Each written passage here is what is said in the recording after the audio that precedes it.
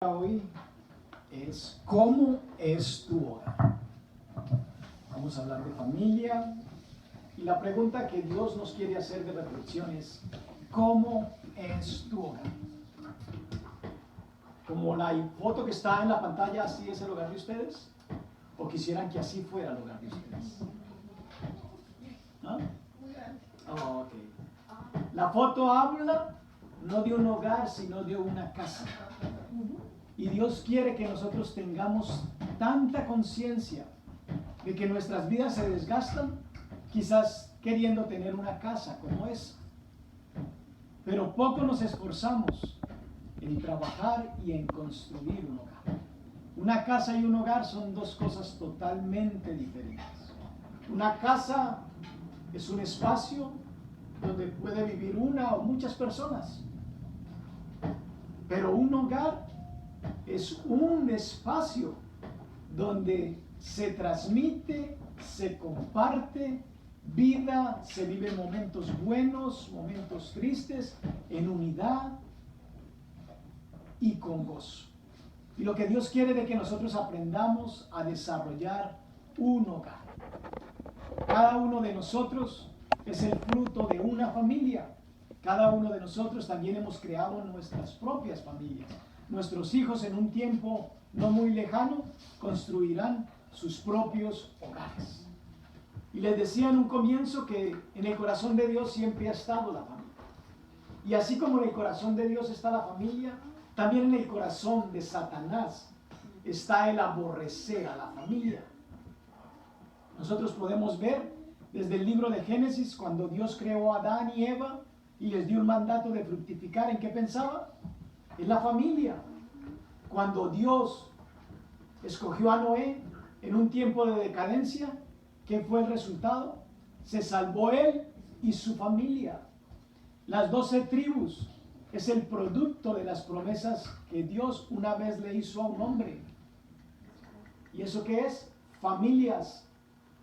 Cuando Dios liberó al endemoniado gadareno, que le compartía hoy a mi esposa, que uno muchas veces lee la Biblia y uno cree que se sabe todas las historias, pero la Biblia habla del endemoniado gadareno y de los endemoniados gadarenos, y uno piensa que es uno solo. Mateo lo presenta y declara que son dos, y Marcos lo muestra como uno. Eso es un apunte de algo que pude aprender, porque siempre pensaba en el endemoniado gadareno. Pero cuando lo leemos en el Evangelio de Marcos, vemos cómo después de que ese endemoniado es liberado, y él quería ir tras Jesús con los discípulos, Jesús se lo prohíbe y le dice: ve a tu casa, a los tuyos. Porque Dios quiere que lo bueno que nos pase, se lo transmitamos a nuestra familia.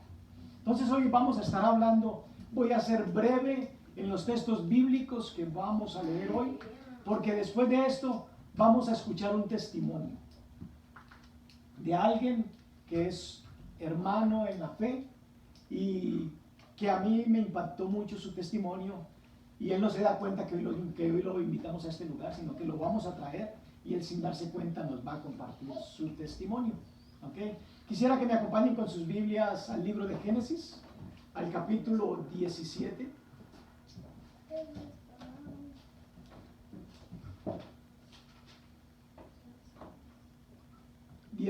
Del 1 al 7. Muchas veces se puede llegar a pensar de que cuando hemos vivido una vida desperdiciada ya no hay esperanza para nosotros, ¿verdad? Pero vamos a tomar el ejemplo de alguien que Dios escogió, y lo escogió a los 99 años. Dice la escritura en el primer versículo del capítulo 17, era Abraham de 99 años. ¿Cuántos años tenía Abraham? ¿6, 7? No, 99. Vivía en una tierra pagana que adoraban a otros dioses. Su cultura no era el creer en el Dios verdadero, en el Dios de los cielos y la tierra.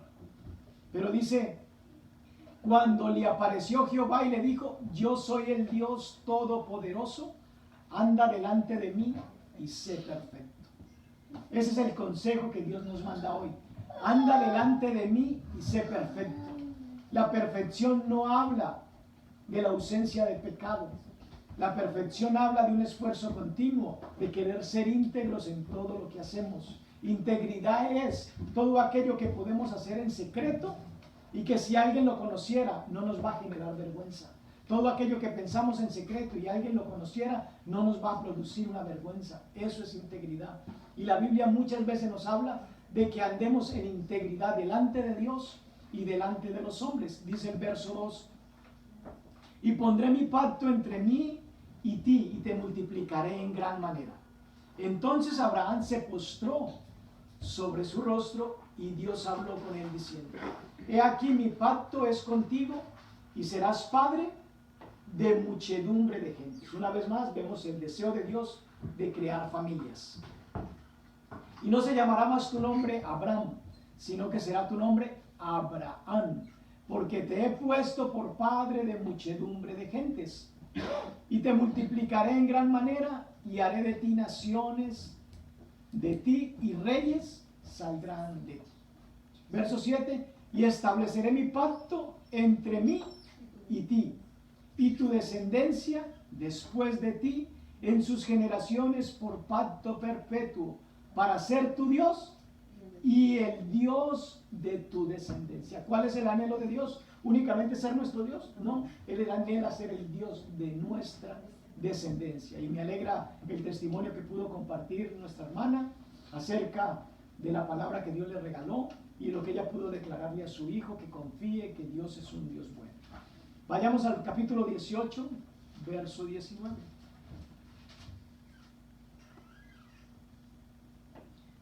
¿Por qué Dios escogió a Abraham? Dice el verso 19: porque yo sé que mandará a sus hijos y a su casa. Cuando Dios nos da algo, no es solamente para nosotros, es para nuestra casa. Después de sí, que guarden el camino de Jehová, haciendo justicia y juicio, para que Él haga venir Jehová sobre Abraham lo que ha hablado acerca de él. Ese era el propósito para el cual Dios escogió a Abraham. Dios conoce nuestros corazones y dijo: yo sé que Él, después de que yo le dé una instrucción, Él la va a obedecer. Y va a mandar a sus hijos y a su casa después de sí que guarden el camino de Jehová. Ustedes se han puesto a pensar de cómo Jesús define su casa o cómo Jesús define su hogar, el lugar donde ustedes habitan. Vamos a ver cómo Jesús definió la casa de su Padre. Mateo capítulo 21, verso 13.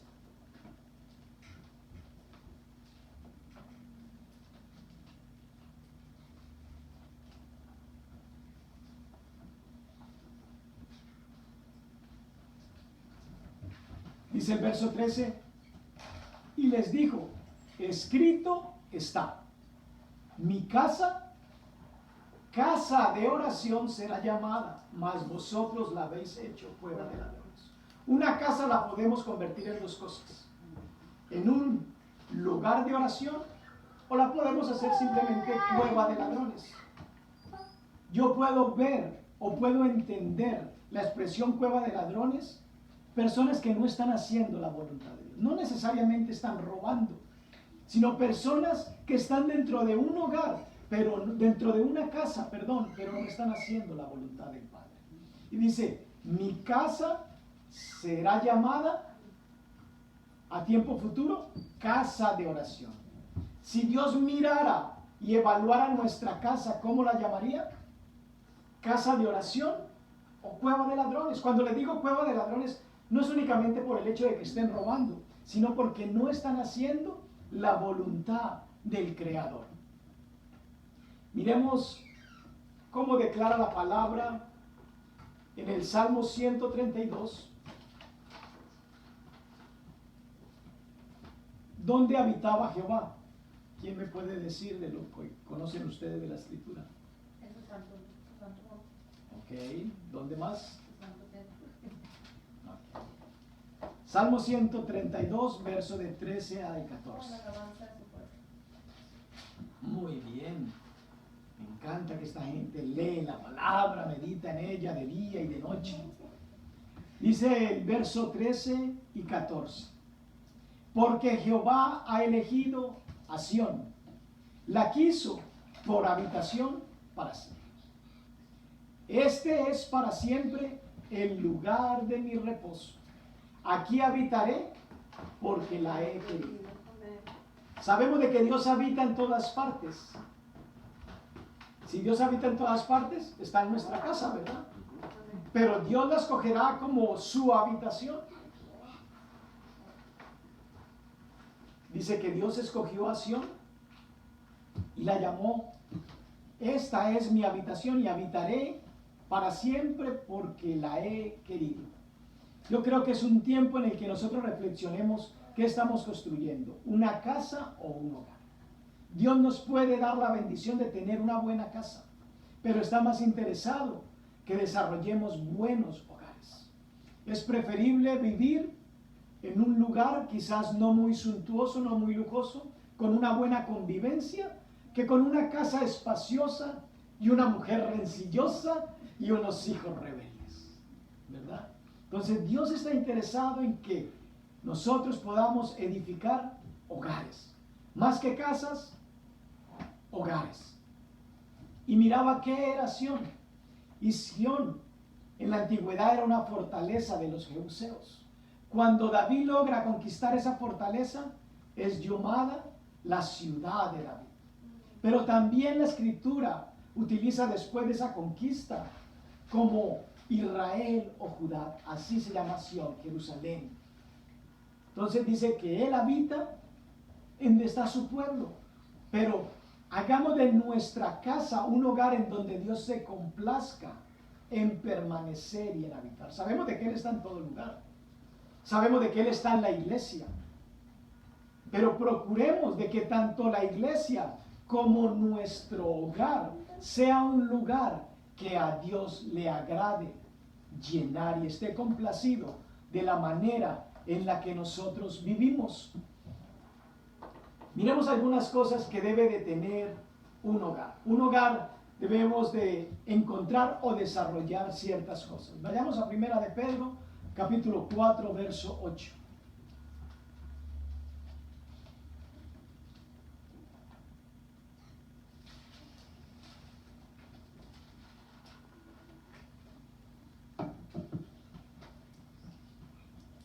Enrique, ¿y tú me ves?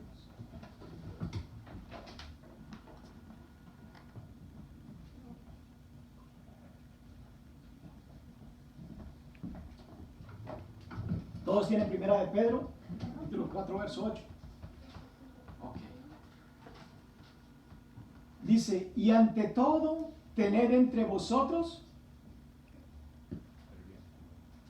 ferviente amor, porque el amor cubrirá multitud de pecados. Down there, in the blood container. Ante todo, tened entre vosotros ferviente, ¿qué? Amor. ¿Qué hay en nuestras casas? Tenemos casas lujosas, pero hay entre los que habitamos en la casa un ferviente amor. O hay discordia, hay conflictos, hay pleitos.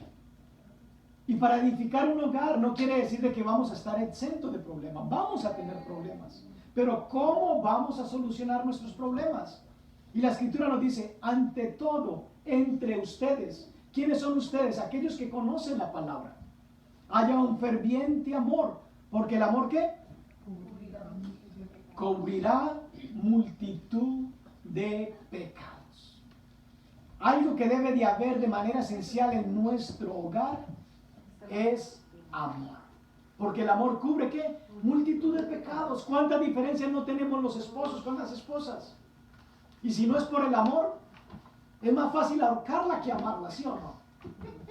Pero la Biblia nos dice: haya entre ustedes ferviente amor. Con nuestros hijos, cuando no quieren hacer caso, es más fácil colgarlos que abrazarlos. Pero haya entre ustedes ferviente amor, porque el amor cubrirá multitud de pecados. Entonces, el amor no solamente lo expresamos con palabras, sino también con acciones y con contacto físico. ¿Cuándo fue la última vez que abrazamos a nuestra pareja? y le dijimos te amo? ¿Cuándo fue la última vez que abrazamos o acariciamos a un hijo? Y le digo, estoy orgulloso de ti.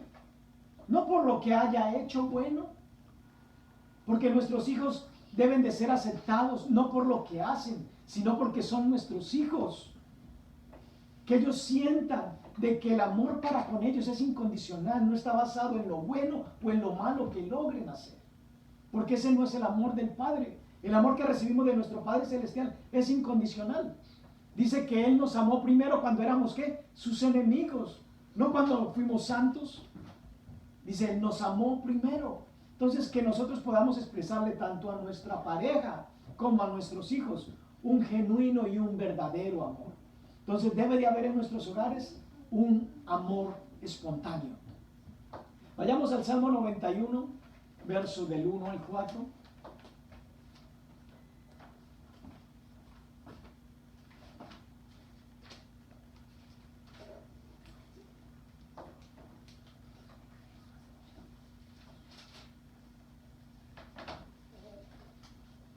Nuestro hogar también debe ser un lugar de refugio.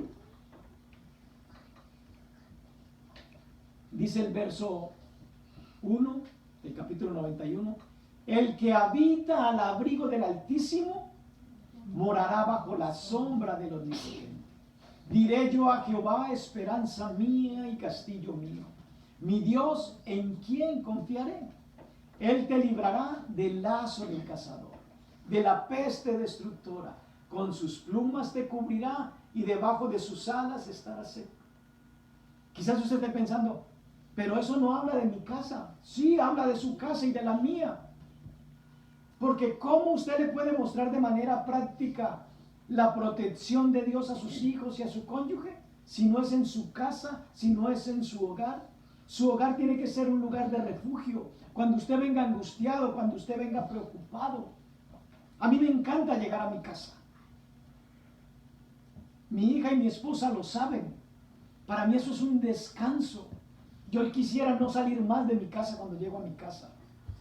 No sé si es porque tengo 2 mujeres que me están esperando, pero me encanta llegar a mi casa. Pero quizás los que tienen una sola, o hay otros que tienen 5 mujeres en el mismo techo. No sé qué sean. Entonces, dice el que habita el abrigo del Altísimo. Si en nuestra casa mora Dios, tenemos que experimentar esa protección. Tenemos que experimentar esa paz, esa tranquilidad. El que habita el abrigo del Altísimo morará bajo la sombra del Omnipotente. Y nuestra casa debe ser ese lugar en el cual nos sentimos seguros. Afuera hay perversión, afuera hay maldad, pero que en nuestras casas experimentemos confianza, seguridad y protección. Y eso se desarrolla en una buena relación entre los miembros. Por eso hay diferencia entre una casa y un hogar. ¿Cómo es tu hogar? ¿Dios se complace en habitar en tu hogar? Vayamos al libro de Efesios, capítulo 6, verso 4.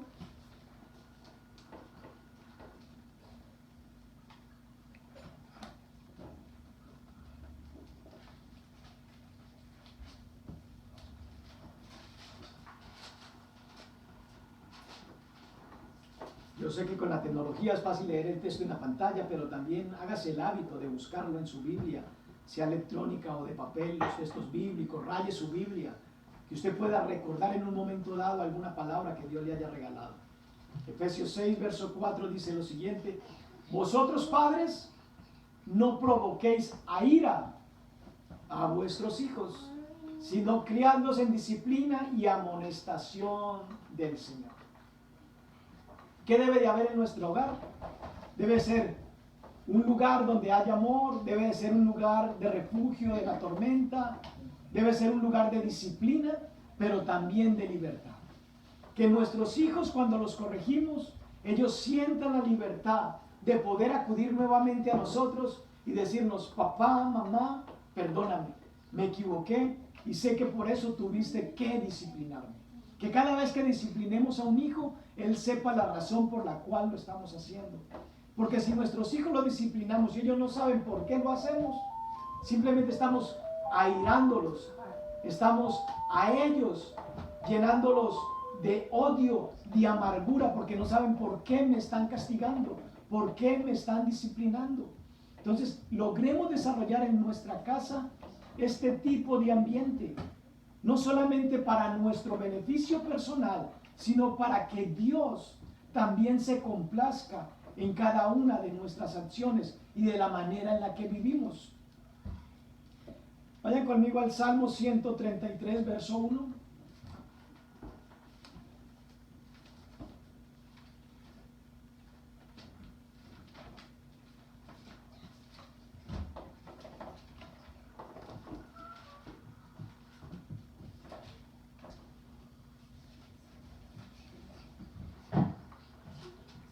Dice el verso 1, mirad cuán bueno y cuán delicioso es habitar los hermanos juntos y en armonía.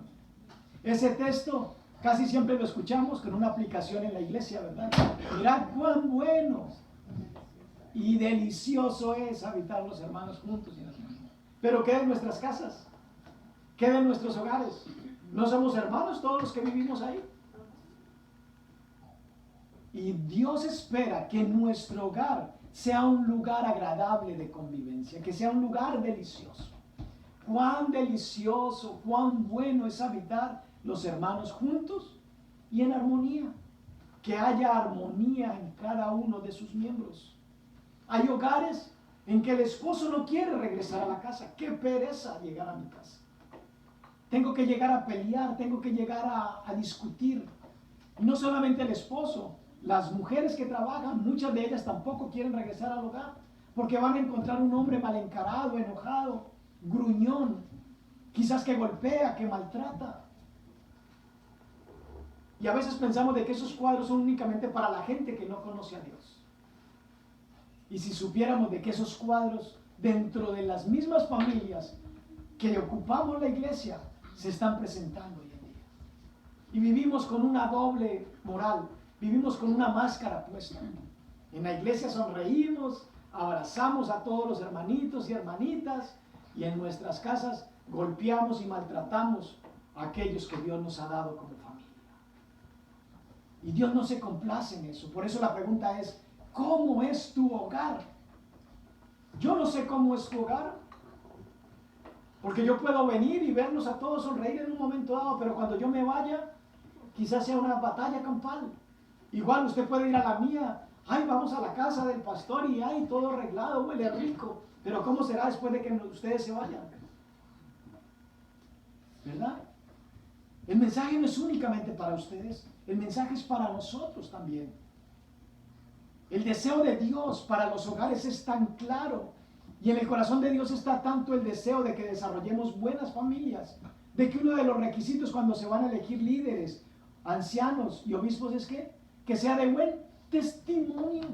No podemos escoger a una persona por liderazgo porque habla bien o porque es hábil en la música, no. Tiene que ser de buen testimonio. Y la palabra testimonio, si usted divide las primeras 4 letras, ¿qué significa? Tes. Y después lo que le queda es un monio, ¿verdad? Entonces, nosotros vamos a ser probados para que podamos producir un buen testimonio. Todos cometemos errores. La idea cuando Dios envía una palabra no es para juzgar, no es para señalar, no es para condenar. Ustedes tienen que entender la naturaleza de su Padre Celestial. Yo no vine a condenar el mundo, yo vine a restaurarlo, a recuperar lo que se había perdido. Nunca piensen que un mensaje de la iglesia es para condenarlo. Pueden haber mensajes con esa intención, no me aparto. Pero la manera en la que usted lo reciba, recíbalo siempre. Es el consejo de un Padre bueno, tierno y amoroso. ¿Verdad? Entonces, miren cuán bueno es desarrollar un buen hogar, habitar los hermanos juntos y en armonía. Así como nos esforzamos de que en la iglesia, que nos vemos únicamente 2 horas y ya cada uno se va para su casa, que nuestra convivencia así en la iglesia pueda ser también agradable en nuestros propios hogares las 24 horas del día. Primera de Corintios 1:10.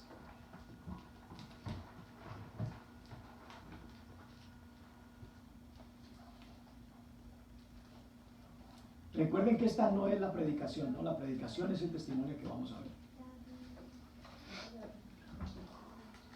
Primera de Corintios 1:10.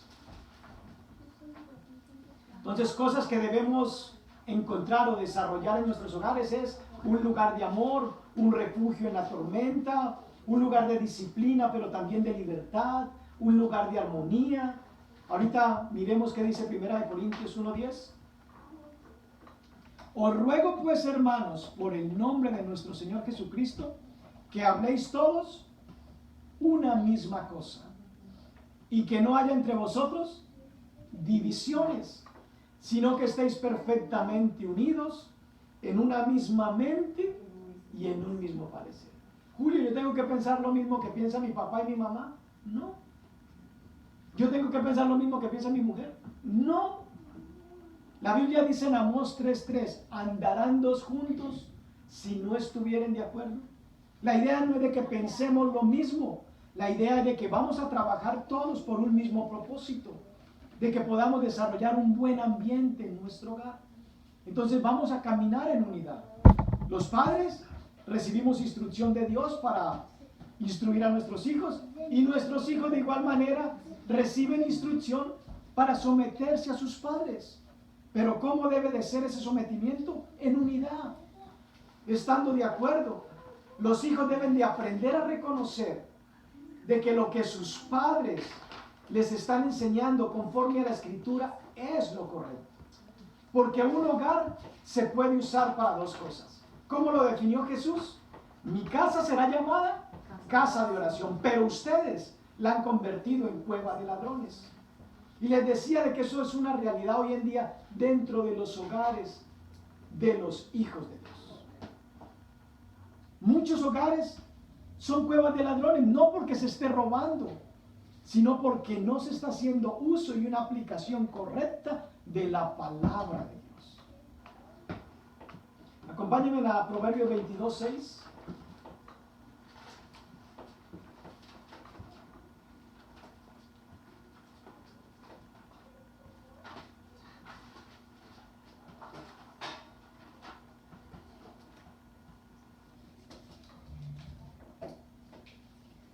Dice el verso 6, instruye el niño en su camino, y aun cuando fuere viejo, no se apartará de él. ¿Estamos instruyendo a nuestros hijos? No se trata de darles bibliazo a nuestros hijos, se trata de que les demos un buen ejemplo. Nuestros hijos aprenden más por el ejemplo que las 10,000 palabras que nosotros les podamos predicar. Ellos siempre van a sopesar todo lo que les digamos con la manera en la que reaccionamos. Y si lo que decimos de la palabra no lo vivimos nosotros, ellos van a concluir, la palabra de Dios no tiene validez, y ir a la iglesia es una payasada.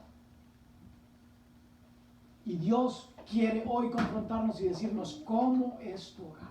Y mientras piensas en cómo es tu hogar en la actualidad, deseo de que el Espíritu Santo también te pueda llevar a pensar por un momento cómo fue tu hogar en tu niñez. Porque nosotros logramos repetir los mismos patrones de conducta de la manera en la como fuimos nosotros criados. Y Dios quiere romper en muchos esquemas y patrones equivocados de conducta.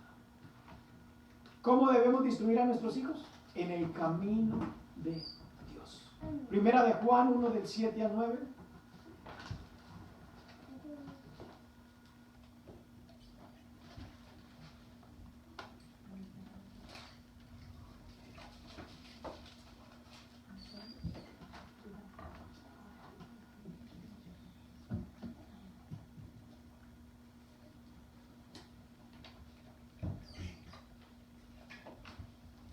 Pero si andamos en luz, como Él está en luz, tenemos que comunión unos con otros. Lamentablemente hay hogares en que teniendo principios y valores cristianos, los hijos no se hablan con los padres, están ofendidos, están resentidos, los padres no le hablan a los hijos, los esposos no se hablan entre sí, mantienen en conflicto continuo.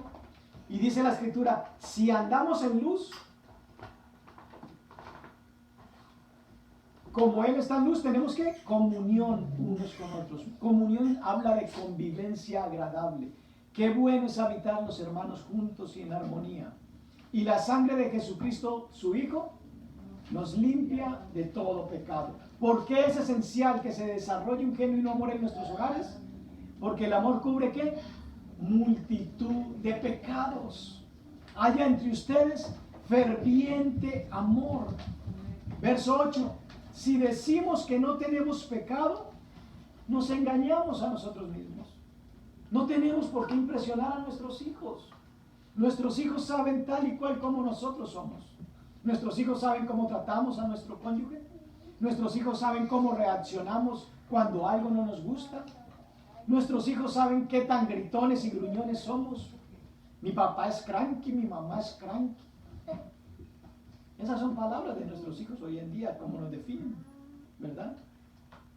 Entonces, que tengamos una buena comunión y reconocer de que Dios nos limpia, la sangre de Jesús nos limpia de todo pecado. Cuando nos equivoquemos, pidamos perdón, humillémonos delante de nuestros hijos y digámosles, sí, reconozco, te he ofendido, he hecho mal, te he dado un mal ejemplo, perdóname.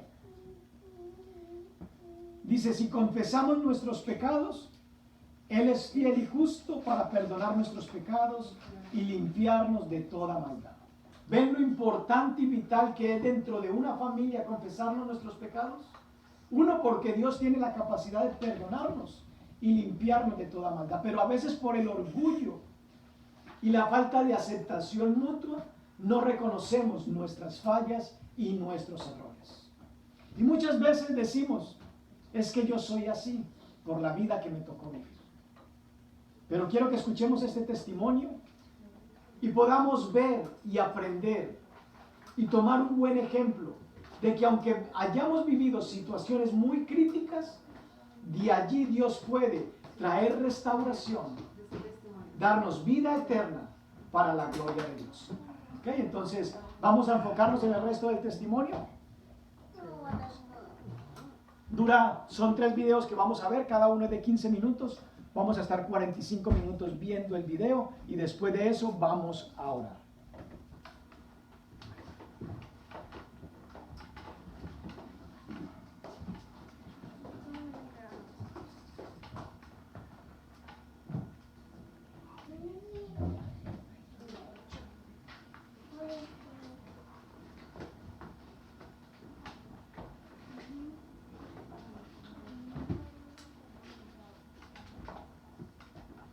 Ha sido muy transparente y yo creo que ese es un fundamento de tu ministerio, piedad y transparencia, mostrando quién eres y lo que Dios ha hecho en ti.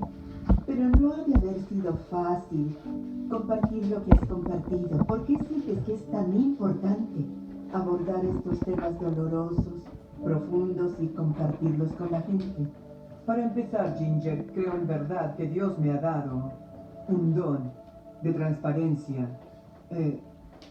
Mi personalidad ha sido siempre muy franca, así que creo que en parte es personalidad, pero también creo que en gran parte es el don que Dios me dio. Y creo que me lo otorgó a mí, para la gente, porque la gente necesita esperanza. Ellos necesitan saber que alguien ha superado todas sus luchas y los problemas por los que yo pasé, que en mi caso fueron sexuales, verbales y hasta maltrato físico. Pero hay muchos problemas, hay muchas cosas que lastiman a las personas y sufren. Una de las más importantes, y fíjate que quiero que todos los que vean esto se den cuenta, es que Dios se interesa mucho en ti. Entiende esto, si estás sufriendo, a Dios le interesa. Quiere confortarte, quiere sanarte y que te sientas pleno. Así que no tenemos que comparar nuestras bendiciones con otros ni comparar nuestras pruebas y tragedias con otras personas. Y yo pienso que el deseo de Dios es sanar a las personas, que se sientan completas y que vivan la vida que Jesús les dio con su muerte. Él me ha dado la gracia para compartir abiertamente y las cosas que fueron difíciles de compartir, hubo unas cosas en este testimonio que fueron muy difíciles, porque algunas son tan crudas y son tan malas que incluso decirlas fue difícil. Digo, decir que mi padre abusó sexualmente de mí no suena muy, suena malo, pero no tan malo como decir que en realidad me violó. Y decir eso, usar la palabra violación, es algo que solo has podido hacer recientemente, no la habías usado. Bueno, en realidad nunca la había usado. Esta vez, al dar mi testimonio, fue la primera vez que pensé en esos términos y pensé, en verdad, no me forzó físicamente, sino con mentiras, manipulación, temor y amenazas. De modo que sí me forzó. Así que, según la definición de lo que es violación, es cuando una persona te usa sexualmente contra tu voluntad. Bueno, claro que yo no quería que él hiciera eso, así que mi padre en verdad me violó. En numerosas ocasiones, creo que deben haber sido 200 veces, al menos. Cuando pienso en lo que Dios puede hacer en nuestras vidas, y cuando veo el lugar donde estaba yo y lo que Dios me otorgó, porque la verdad estoy dispuesta a compartirlo con cualquier persona, si eso le da esperanzas, y decir, ¿sabes qué? Si Dios puede ayudarte con eso, también puede ayudarme con mis problemas. Mi padre abusó de mí sexual, mental, emocional y verbalmente. Desde que yo recuerdo, hasta que dejé la casa a los 18 años. Abuso significa usar mal, indebidamente, que te manejen o te atrofien, que te usen de modo que te lastimen o te destruyan, o te traten con crueldad. Las personas que escuchan o que están aquí hoy pueden haber sufrido abuso sexual, emocional, física o verbalmente, pero hace mucho daño. Cuando se los usa con fines diferentes al diseño de Dios, te hace mucho daño. Mi padre hizo muchas cosas malas. Y créeme si te digo que solo te estoy contando algunas. Muchas serían de muy mal gusto si las abordara ante esta audiencia. Me obligó a observarlo cuando tenía relaciones con mamá y luego pedía que le dijera cómo me hacía sentir. Si entraba al cuarto donde él estaba y no había nadie más, se manoseaba o enseñaba sus partes privadas, como para excitarme. Cada vez que podía me tocaba en partes privadas, de modo que yo evitaba ir a donde él estuviera, y recuerdo que siempre en mi casa, mi objetivo era evitar los lugares donde él estuviera. Si iba al sótano a trabajar, me decía que esperara 5 o 10 minutos y luego fuera donde estaba él. Que hiciera como si lo buscara. Y luego me manoseaba, tocándome y haciendo que yo lo tocara. Siempre temía que mi madre nos sorprendiera en la habitación y me culpara. Cuando salía del auto me decía que le rogara frente a ella que me llevara. Él me decía que no y yo debía insistir hasta que él cediera. Así que era interesante, planeó todo para que pareciera que era mi culpa. Claro que en verdad yo no quería ir porque sabía lo que me esperaba si iba. Pero tenía que hacer lo que él me decía. Mi madre iba de compras cada viernes y yo deseaba tanto ir con ella, pero él me obligaba a quedarme. Él buscaba una excusa para que no fuera. Y luego, mientras ella salía, me violaba. En la alberca yo tenía que pedirle que me enseñara a nadar y cuando estaba en el agua, me manoseaba. En ningún lugar me sentía segura en mi infancia. Creo que ni imaginamos el daño que esto le hace a los niños, porque los niños, ante todo, deben sentirse seguros. Yo nunca me sentía segura, sé que muchos de ustedes han tenido la misma experiencia. Para muchos de ustedes era como si contara la historia de su vida. Él quería que yo llevara muchachas para hacerles cosas. Pude hallar pretextos para todas las estudiantes de la escuela, pero se abusó de la vecina varias veces. Éramos amigas y recuerdo que papá me obligaba a llevarla a lugares donde pudiera estar a solas con ella. Y hacía que yo me quedara en otra área. Mientras él le hacía cosas y yo me sentía sumamente apenada y avergonzada. Me avergonzaba de mí, me avergonzaba de mis padres y de lo que hacían. Y solo cuando fui adulta comprendí el problema de avergonzarte, porque cuando te avergüenzas de lo que eres, se envenenan tus pensamientos y acciones. Y me alegro que la Biblia diga que por tu vergüenza pasada te daré un doble galardón. Te daré una recompensa doble. Te diré que si te criaron bien, debes besar a tus padres 3 veces al día.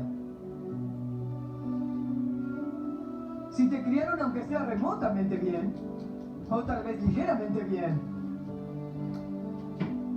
Amén. El abuso sexual es tan vergonzante que nadie lo menciona. Nadie sabe cómo mencionarlo. Cuando mi padre abusó de mi amiga, ella y yo nos juntábamos y ni siquiera lo mencionábamos.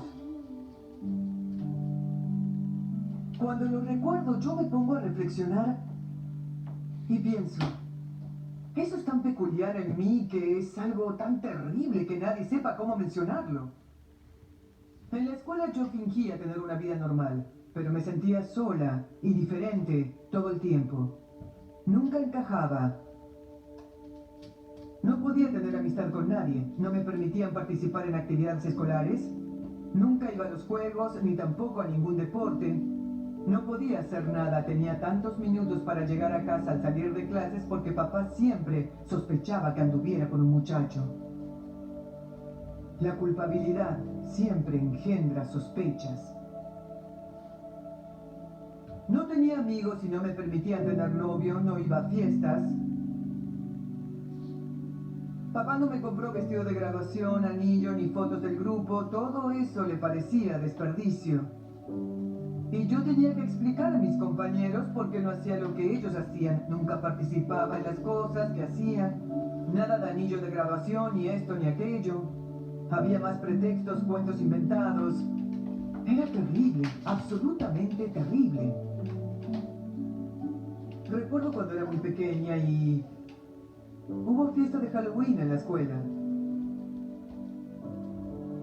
Mamá no tenía mucho dinero para comprar disfraces, así que me compró una máscara de lobo.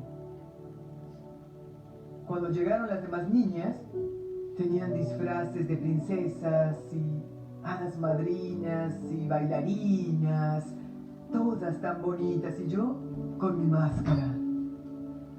Recuerdo que me escondía en un rincón del patio porque me sentía tan horrible por mi apariencia. Es interesante lo que uno recuerda. Recuerdo claramente el rincón del patio y yo con mi máscara del lobo. Y creo que así me sentía, como que las demás eran princesas y yo era un lobo. Tenía un terrible y vergonzoso secreto que me comía viva. Mira, Ginger, yo hablo mucho del temor y creo que esa era una de las cosas más nocivas porque no recuerdo, la verdad, nunca durante mi infancia no sentir temor. ¿Quieres explicarnos lo que fue esto? ¿Por qué hay tantos atrapados en eso hoy? ¿Y cuál es el ejemplo que darías como una joven atrapada en esa vida? Ginger, nunca me sentí segura. Yo pienso que la mujer especialmente necesita sentirse segura, sentirse cuidada. Nunca me sentí segura. Por ejemplo, mi padre trabajaba de noche y se iba a las 3 de la tarde y regresaba casi a la medianoche. Y si yo estaba despierta o oía su llave en la cerradura, sentía temor porque jamás sabía lo que iba a hacer. Cada sábado en la noche salía y se emborrachaba. Era su gran pasatiempo el fin de semana. Terminaba su trabajo el viernes y desde el sábado en la tarde es que empezaba a llegaba a casa entre la medianoche y la madrugada del domingo.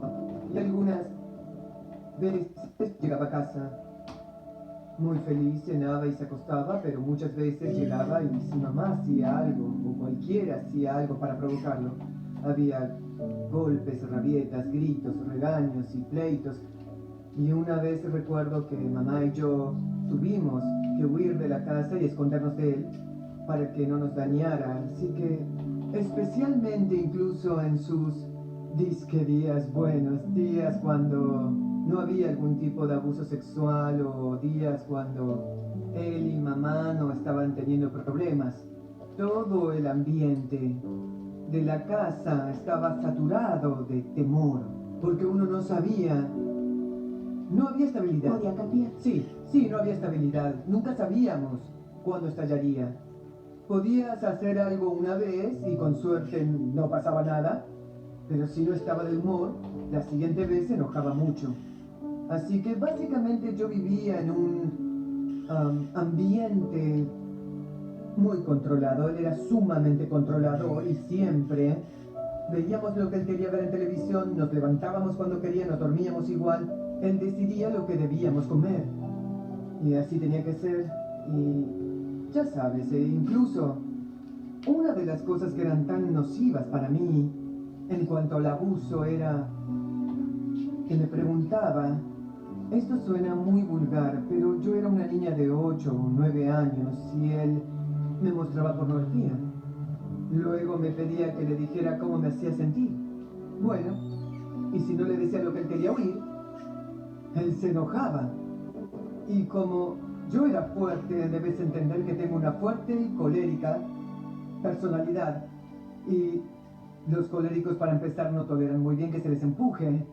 Y para mí, cuando tenía que fingir que me gustaba algo que en verdad aborrecía y detestaba con todo mi ser, creo que esa era una de las cosas que me hacía más daño. ¿Comprendes? Verme obligada a vivir la falsedad. Y tal vez, como me preguntaste antes, ¿por qué soy tan abierta? Y no pensé en esto hasta ahora, pero tal vez era solo eso. Tal vez vi tanta falsedad y tuve que enfrentar esa falsedad y engaño por tanto tiempo que pudiera ser parte del regalo de libertad que Dios me dio, que ya no tengo que fingir. Puedo simplemente ser abierta y honesta y decir toda la verdad. Porque realmente solo la verdad libera a la gente. Así es. Él siempre me dijo que lo que hacía era porque yo era especial y porque me amaba. Así que lo que aprendí es que el amor es algo muy perverso.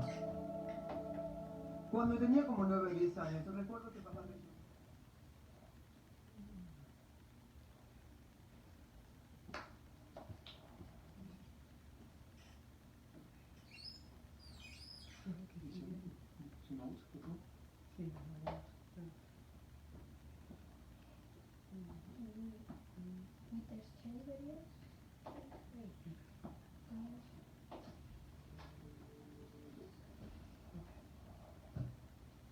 Llegó a casa de una mujer que era familiar y me dijo que iba a tener relaciones con ella.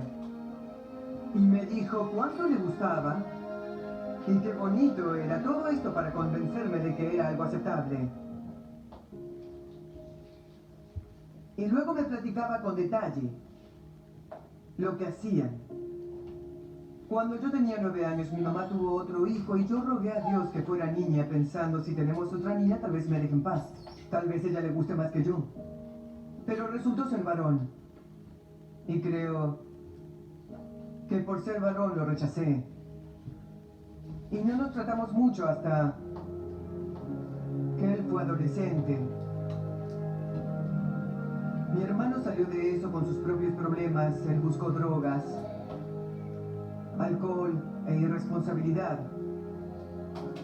Y les diré más de él después, pero tuve que guardar muchos secretos.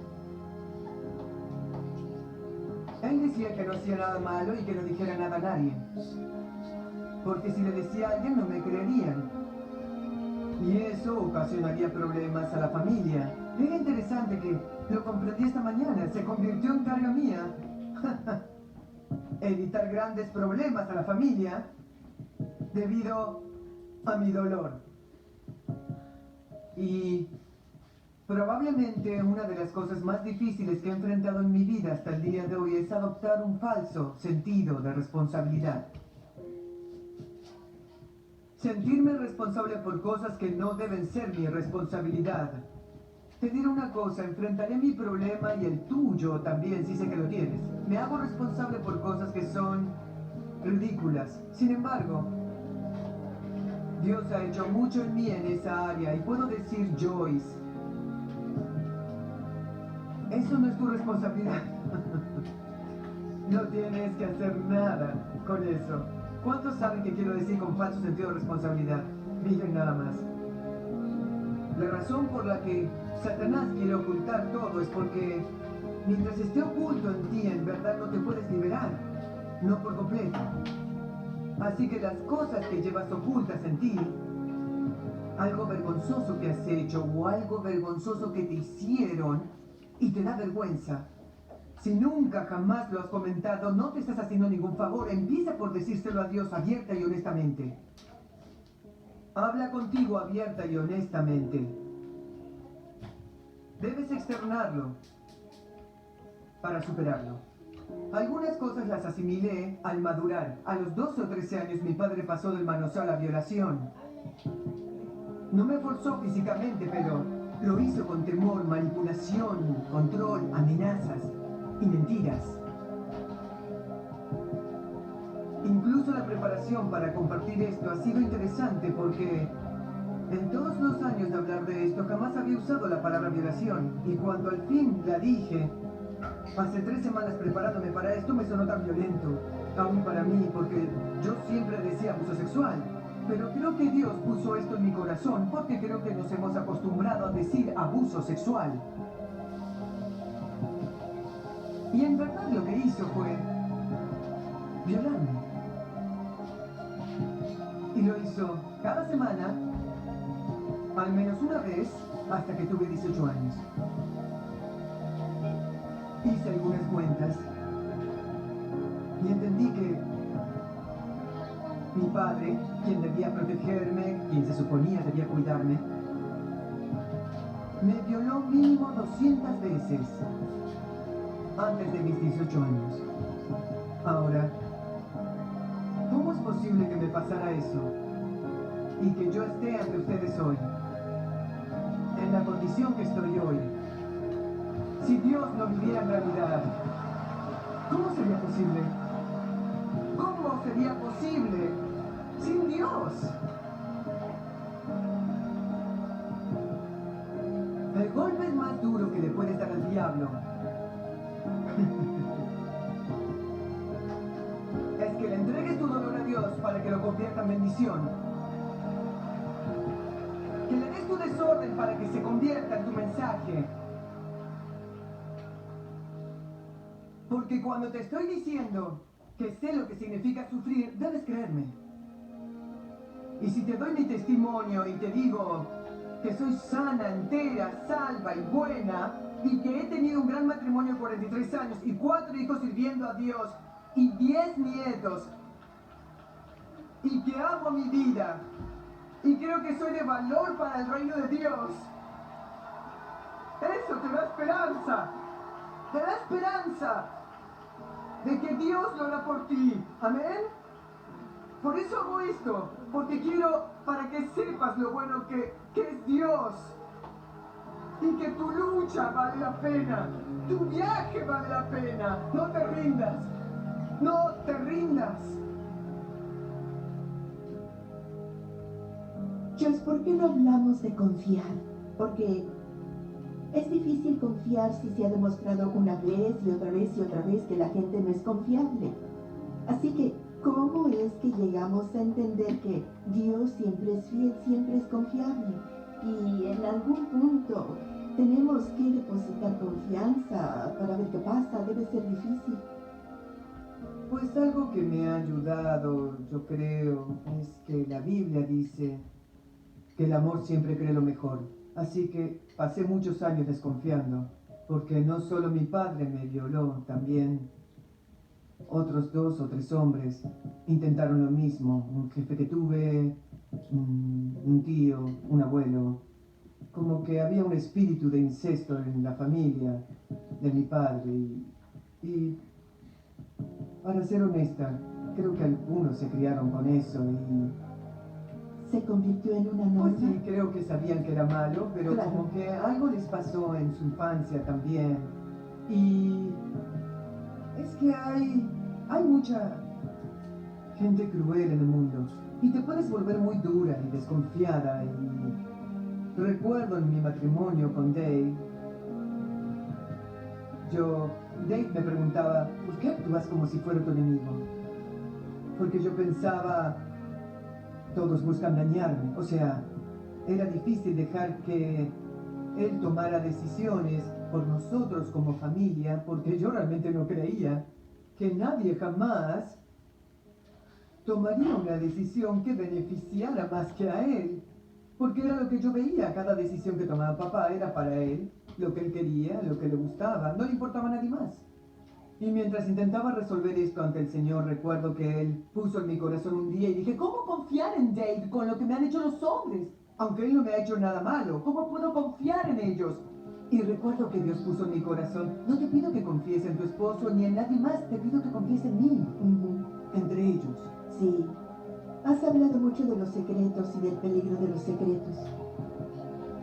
Después de tantos años, has descubierto que Dios continúa sanando y purificando tu vida y sacando cosas a la superficie para que no tengas que vivir con esos secretos y tengas más libertad cada día. La cosa con los secretos es que te mantienen preso. Y es un gran descanso cuando al fin compartes.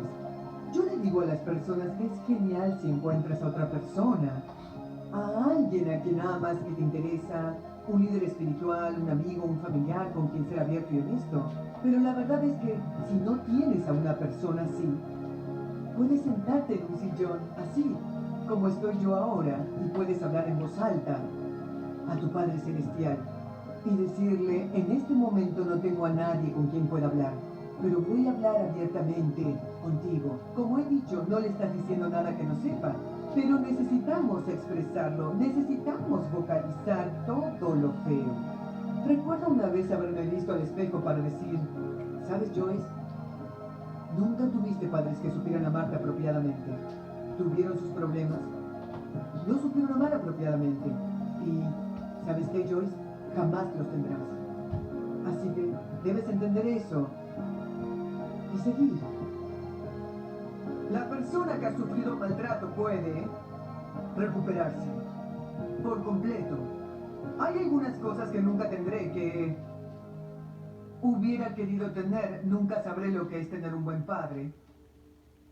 No sabré lo que es sentarme en el regazo de mi padre acariciándolo o recibir un abrazo sin temor a que se convirtiera en otra cosa. En momentos en que esté sufriendo, nunca podré pedir a papá que tomemos café y platicar de lo que estoy pasando sabiendo que se preocupa. Jamás tendré eso. Nunca tendré una madre que sea lo que debe ser una verdadera madre. Mi madre aún vive y es una buena mujer, pero también fue dañada por el maltrato en nuestro hogar. Y simplemente no tuvo la personalidad necesaria o el valor para superarlo, así que la veo y pienso, nunca disfrutaste la vida. Y es muy triste lo que el diablo roba a las personas. Mi mamá finalmente tuvo un colapso nervioso por ignorar la situación en nuestro hogar. Y todavía, aunque es una hermosa mujer y no tiene enfermedad mental, no está bien emocionalmente y padece un trastorno de ansiedad. No es la clase de situación en la que estoy sufriendo y tengo una madre y un padre a quienes puedo decirles, oye mamá, quisiera visitarte y platicar lo que me pasa. No puedo. Pero tengo algo mejor.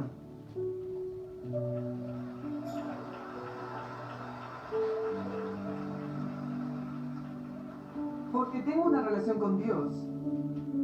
Y esa relación con Dios es lo más divino y precioso que hay en el mundo. La Biblia dice en el Salmo 27:10, si padre y madre me abandonaren, el Señor me va a adoptar y me recogerá como su hijo. Amén. Cada sábado por la noche, desde que tengo memoria, mi padre se embriagaba, bebía y bebía, y bebía hasta caerse de borracho. Y cuando bebía era más cruel que de costumbre. Y seguido llegaba a casa enojado y violento, y si mi madre decía cualquier cosa, la más insignificante, él estallaba. La maltrataba y golpeaba, y a veces yo la encontraba, en una ocasión la encontré en el piso del baño al día siguiente, toda golpeada y constantemente maldecía. Hasta hoy no tolero las maldiciones. Es que las escuché mucho anteriormente. Las detesto. No me golpeaba tanto físicamente, pero siempre me amenazaba. Recuerdo que ponía su puño en mi cara cada vez que yo hacía algo que no le gustaba y me amenazaba. Y todavía hoy no soporto que me acerquen las manos a la cara, como que lo rechazo. Él era controlador. Se tenía que hacer todo a su modo. Era demandante y humillaba a mi madre todo el tiempo. El hecho de que ella nunca se atreviera a confrontarlo y que aceptara que la tratara así. Y espero que oigan esto algunos que están en esa situación. Tuvo un grave efecto en mí. Te diré que tus hijos aprenden más por solo estar contigo y ver tu manera de manejar o no manejar las cosas que cualquier cosa que tú les digas. El que ella aceptara ese trato me afectó tanto que crecí aborreciendo la debilidad porque no toleraba que mamá fuera muy débil para confrontarlo. Y decidí que yo jamás sería débil. Además del maltrato, mi padre era muy cruel. Controlaba todo. Debíamos querer lo que él quería, dormir cuando él dormía, levantarnos igual, ver lo que él quería en televisión, comer lo que a él le gustaba y festejar sus chistes sucios. Se enojaba mucho y siempre temíamos que se enojara con nosotros. Todavía hoy lucho con eso. Si estoy con una persona y esa persona es cercana y se enoja, automáticamente me pregunto, ¿qué hice? Y luego reflexiono y pienso, no, espera, eso es maravilloso con Dios. Tienes opciones. No tienes que reaccionar, puedes detenerte al reaccionar frente a la información antigua y puedes ahora actuar sobre la palabra de Dios. No importa quién seas, tenemos que hablar con nosotros mismos.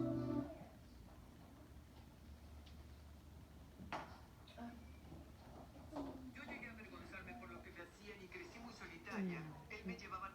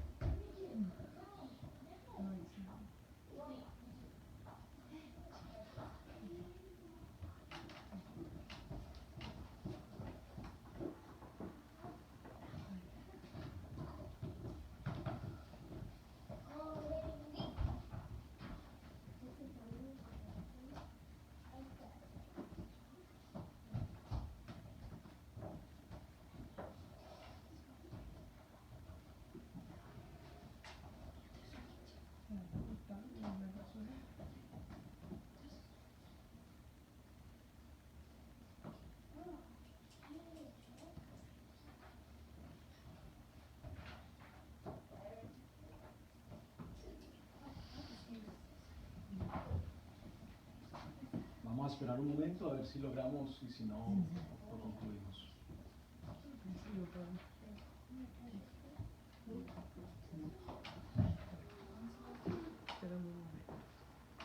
Va a desconectar un minutito, pero voy a cerrarlo y lo voy a hacer, ¿ok?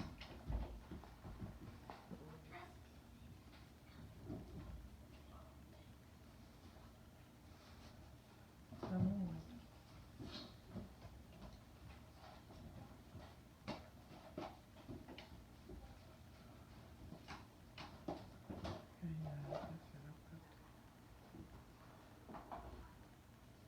Y yo creo que ese es un fundamento de todo.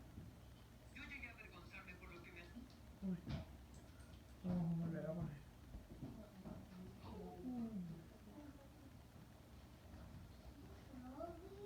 Yo llegué a avergonzarme por lo que me hacían y crecí muy solitaria. Él me llevaba a los bares el sábado por la noche. Cuando era adolescente y él se embriagaba, y luego me obligaba a tener relaciones con él en el auto. Una vez un policía lo descubrió y yo pensé, por fin alguien me ayudará. Me alegré. Pero papá y él hablaron fuera del auto y por fin mi papá me dijo, le dije que eras mi prima. Y prometió soltarnos si dejo que él tenga relaciones contigo. Así que tendrás que hacerlo porque de otro modo iremos a la cárcel. Pero gracias a Dios llamaron al oficial por radio y me escapé de eso. Un par de veces quise contarle a mis familiares, pero nadie me creyó porque no se quisieron involucrar. Un día mamá fue al hospital y le hice a papá una carta explicándole lo sucio que me hacía sentir y cuántas veces me bañaba tratando de sentirme limpia. Requirió todo el valor que pude reunir para pedirle que ya me dejara en paz. Él trabajaba de noche y al llegar a medianoche fue a mi cuarto bufano de rabia y muy furioso, así que por temor terminé pidiendo perdón deseando nunca haber escrito la carta. Así que cuando finalmente recurrí a otros, fue obvio que nadie me iba a ayudar. La policía no me ayudaría, los familiares tampoco. Yo no podía persuadirlo y al final decidí, voy a sobrevivir. Una de las cosas más asquerosas para mí que recuerdo fue cuando tuve edad para aprender a manejar y él me llevaba cada domingo por la tarde a la lección de manejo. Y de todos los lugares ridículos a los que me llevaba para hacerme lo que quería, escogía llevarme al cementerio. Y allí me violaba en el auto. Y si alguien se acercaba, nos bajábamos del auto y fingíamos buscar una tumba. Era una cosa en realidad asquerosa. Él trabajaba de noche como mecánico y yo pasaba casi todo el día en la escuela y solo tenía que lidiar con él los fines de semana, pero aborrecía el verano. Anhelaba volver a la escuela. Muchas mañanas él me despertaba, tocándome bajo las cobijas. De hecho, mi padre no solo tenía problemas conmigo, tenía problemas con muchas mujeres. Hubo cantidad de mujeres con quienes tuvo relaciones y amoríos. Era muy triste. Pasaron 30 años antes de que mi madre al fin hablara conmigo sobre esto. Y me dijo, siento mucho que permití que tu padre te hiciera eso, pero la verdad es que yo no quise afrontar el escándalo. Dijo, yo no sabía qué hacer, no supe proteger a ti, a tu hermano, y es que mi madre vivía en un rancho en el sureste de Missouri, mi padre se casó con ella cuando tenía 17 años. Y me dijeron que ella la había golpeado una vez antes de que se casaran. Eso debió ser una advertencia. Pero a veces las personas están tan hambrientas de amor que hacen cosas que no tienen sentido. ¿Amén? Y así que yo no estoy molesta con ella, ni con otras personas, pero cuando tuve mis hijos,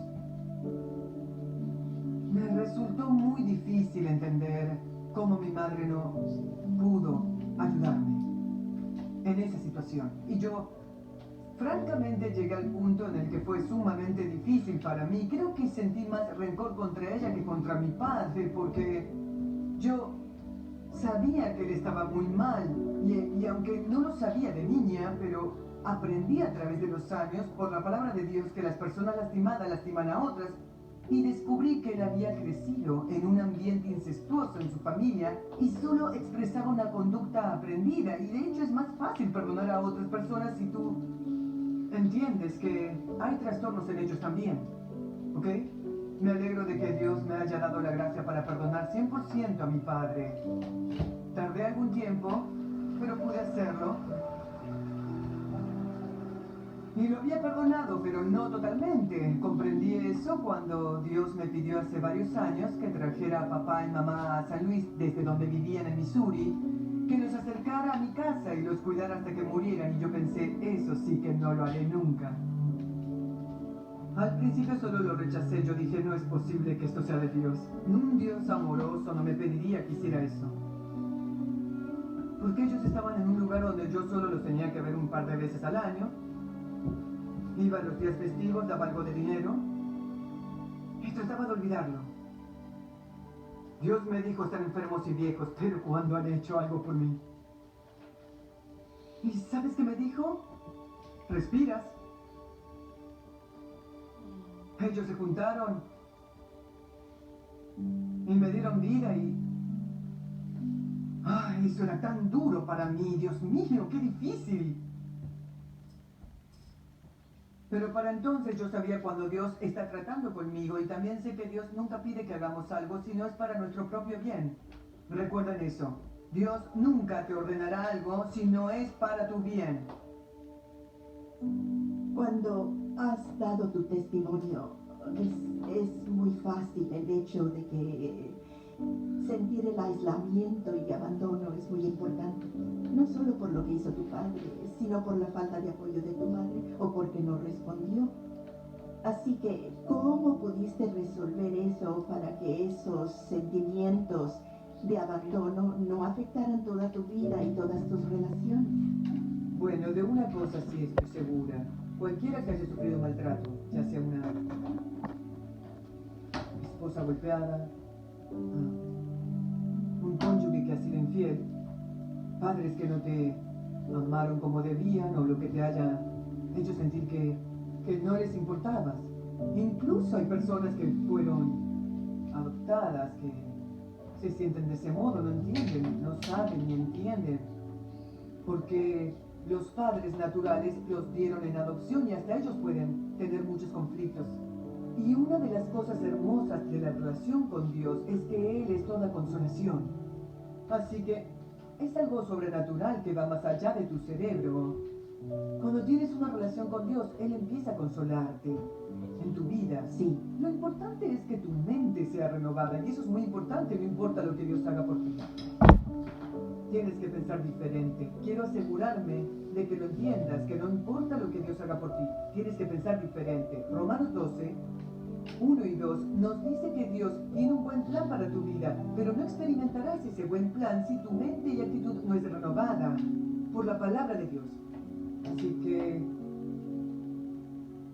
todos esos sentimientos cambiarán al estudiar la palabra. Y no solo estudiar la palabra, sino pasar tiempo con Dios. La gente se pregunta, ¿qué hago con el tiempo que paso con Dios? Pues no se trata de tener una fórmula para lo que haces, sino dar el tiempo a Dios. Si no haces más que sentarte y llorar y decir, Dios, te necesito, como quiera es valioso, porque creo que honramos a Dios con ese tiempo, regularmente con Él. Y en diferentes momentos pasan diferentes cosas, porque oras, estudias, cantas, lloras, piensas, pero es muy importante pasar tiempo con Dios. Y al estudiar la palabra y pasar tiempo con Dios poco a poco, de gloria en gloria, gradualmente, los malos sentimientos se irán. Si estás ahora sufriendo maltrato, tienes que tomar una decisión. Perdonar a una persona no necesariamente significa que tienes que seguir sufriendo maltrato y abuso, como mi madre que no supo tratar con mi padre, así que solo no hizo nada al respecto. Ella no supo cómo manejarlo hasta que sorprendió a mi padre un día abusando sexualmente de mí. Él estaba en la cama conmigo y Ella salió de la casa y regresó 2 horas más tarde y nunca mencionó nada el resto de su vida, pero eso tuvo muchos efectos adversos sobre ella y tardó 30 años, pero finalmente me dijo cuánto lamentaba que ella no había sabido, como ella realmente no sabía qué hacer. En esos tiempos nadie hablaba de esas cosas y ella no sabía ni cómo verlo o manejarlo, ni qué decir o a dónde ir, así que no hizo nada y cuando no lo enfrentamos termina por convencernos. Y así que no solo tuve que perdonar a mi padre, sino también a ella y a otras personas, porque recurrí algunas veces a otras personas y ninguna persona quiso involucrarse en una situación como esa. Y en el proceso de restauración, que en verdad es un proceso de superar esos sentimientos indebidos, tarde o temprano Dios te va a llevar al punto de tener que perdonar totalmente a los que te han lastimado. Y yo sé que de entrada eso suena imposible, suena ridículo, suena injusto, pero finalmente lo único que puedes hacer es decidir responder a lo que Dios te está pidiendo. Y empiezas por decidir. Y una cosa que tienes que hacer es empezar a orar por quienes te han lastimado. Y no tratas de vengarte, los pones en las manos de Dios y no los entregas a Dios como para que Dios les pague, sino que oras por su salvación y haces lo que Cristo en la cruz cuando dijo, Padre, perdónalos porque no saben lo que hacen. Así que es muy importante para ti que perdones. Y aunque es importante para los que te lastimaron, es más importante para ti. Porque no perdonar es como un veneno y una amargura en tu alma. Y tu vida será amarga mientras no elimines ese veneno. Trajimos a mi madre y a mi padre a San Luis a vivir. Les compramos casa, gastamos casi todos los ahorros. Les compramos auto y de ellos nos servía, les compramos muebles, les mandamos despensa cada semana y lo que había que reparar lo arreglábamos. Y les compramos ropa. Pasaron 3 años y no parecía haber ningún cambio en mi papá. Para ese entonces él procuraba ir a la iglesia ocasionalmente con nosotros, pero seguía igual de cruel que antes. Y una mañana de acción de gracias llamó mamá y dijo, tu padre quiere que vengas, quiere hablar contigo. Dijo, no sé qué le pasa, ha estado llorando por 3 semanas. Dijo, creo que sé, pero más vale que vengas. Así que Dave y yo fuimos y él me miró y empezó a llorar y dijo, quiero decirte cuánto lamento lo que te hice. Y dijo, tengo 3 años queriendo decir algo, pero no he tenido el valor, no tenía el valor para hacerlo. Y miró a Dave y le dijo, casi cualquier hombre en tu lugar me mataría. Y tú nunca me has tratado mal siquiera. Y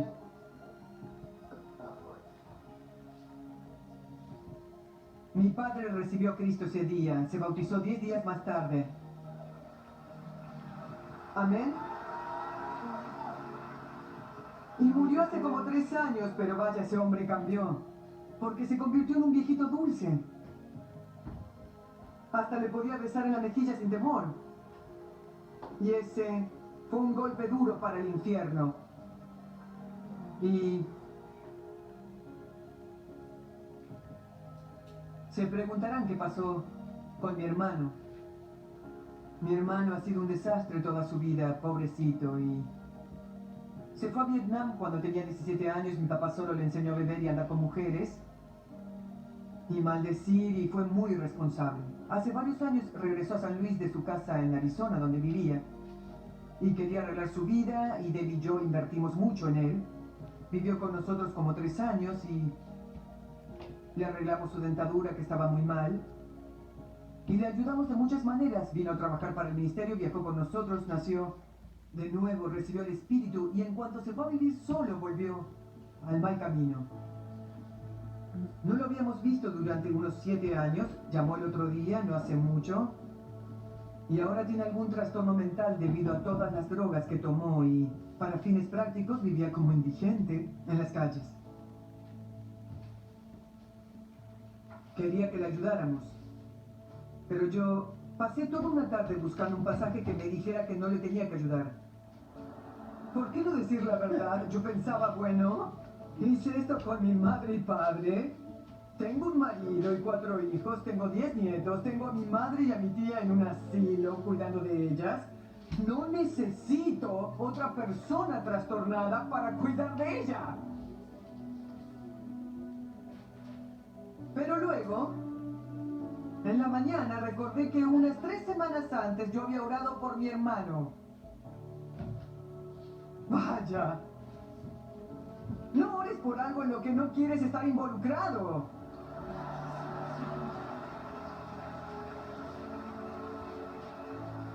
Yo había orado, Señor, si aún hay esperanza para David, pido que lo lleves a un lugar, Señor, donde pueda recuperarse de las drogas y el alcohol y que aún pueda tener una maravillosa vida.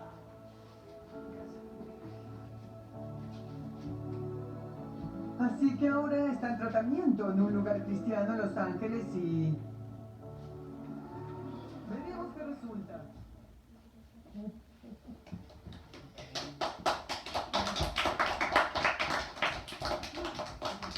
Quiero animarte a que te coloques de pie y podamos concluir este tiempo en oración. Padre, gracias porque nosotros en esta hora podemos reconocer delante de ti y con la ayuda de tu Espíritu Santo, Señor, que cada cosa que hemos vivido en nuestra vida, Señor, en el pasado, en el presente, tú has tenido un propósito. Aunque nosotros no lo entendamos, cada uno conoce los secretos de su corazón, Señor, de sus recuerdos buenos o malos. Pero gracias, Espíritu Santo, porque es en la iglesia, Señor, en donde tú has decidido traer sanidad y medicina. Así defines tu palabra, Señor, como un ungüento, como un bálsamo. Y yo sé que hay heridas, oh Dios, en nuestras vidas, producto, Dios, quizás de personas que nos lastimaron, cercanas o lejanas, pero hay dolor, Padre.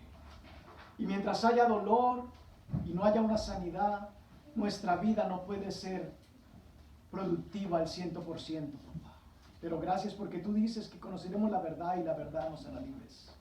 En esta hora yo te pido a ti, Espíritu Santo, que tú puedas traer ayuda, socorro desde tu santuario, como lo promete tu palabra. Que cada rincón de nuestro corazón, Señor, que ha sido dañado, pueda ser sanado y restaurado por el toque tuyo, Espíritu Santo.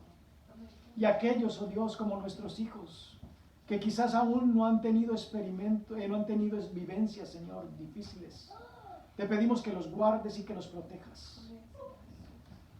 Yo he traído esto, Dios, en obediencia a ti, Padre, porque reconozco que nuestros hijos tienen que estar alertas, que nuestros hijos tienen que ser avivados, oh Dios. Vivimos en un mundo lleno de maldad y no queremos de que ellos desconozcan, Padre, el adversario que tienen que enfrentar. Queremos que ellos vivan con el convencimiento y la seguridad de que mientras estén a tu lado, Señor, habitarán a tu abrigo, a tu protección, Padre. Pero si en algún momento ellos deciden apartarse de ti, Señor, son vulnerables al daño y a la maldad que el enemigo quiere dañarnos. Padre, sabemos de que la familia puede ser tomada como un lugar de bendición o como un lugar de maldición. Pero en ti son restauradas todas las cosas. Yo te pido que tú cumplas el propósito para el cual has enviado este mensaje, Señor, a nuestras vidas personales y familiares. Y cualquier otra persona que después pueda escuchar este mismo mensaje, Señor, por audio o por video. Tu Espíritu Santo no tiene límites ni barreras de distancia ni de tiempo. Continúa ministrando nuestras vidas. Y que nosotros podamos crear nuestra casa, Señor, como ese hogar, como el hogar del hijo pródigo.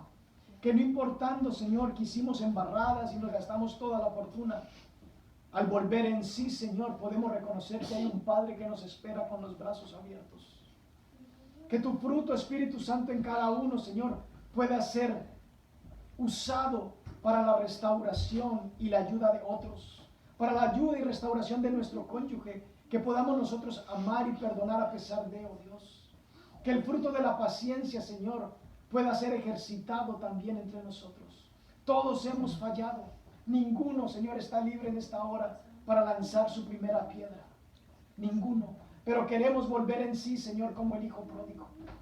Padre, reconocer de que en tu casa hay provisión y hay salvación. Que si en tu casa, Señor, los esclavos viven bien, los sirvientes, cuanto más tus hijos. Te pedimos que nos continúes ayudando, restaurando y levantando, y nos uses para cumplir tus propósitos. Todo esto te lo pido y te lo agradezco. En el bendito nombre de Jesús. Gracias por lo que hiciste. Gracias por lo que estás haciendo. Y gracias por lo que harás. Amén.